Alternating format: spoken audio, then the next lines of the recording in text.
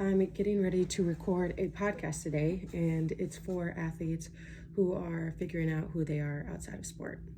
The funny part was, through this podcast, I wanted to help others and make it an outlet for my former and current athletes who maybe weren't ready to share their story, just wanted to feel less alone and be able to relate to people. But I didn't realize through starting this how much I was going to be healing through this process. I think for especially a lot of my last years, I was just pushing through because I didn't want to process that it was going to be the end. I just kind of wanted to keep going, and it was definitely in the back of my head, and I was thinking about it 24/7, but if I didn't talk about it, if I just kept ignoring it, then it was going to be fine.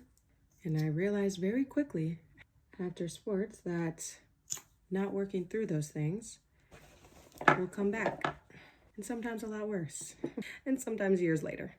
That sport was a part of your life for a very long time. To expect to be able to heal and move on from it overnight, it's going to take a while.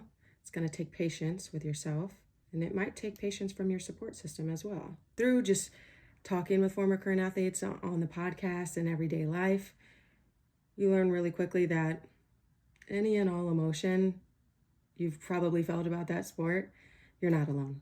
I'm extremely grateful now on our podcast that our guests are able and wanting to share their stories. And there's definitely some similarities, and then there's some that you're like, whoa, that was completely different than something I experienced. But every episode, I still am walking away learning something and just grateful. So if you're in that season of life, welcome.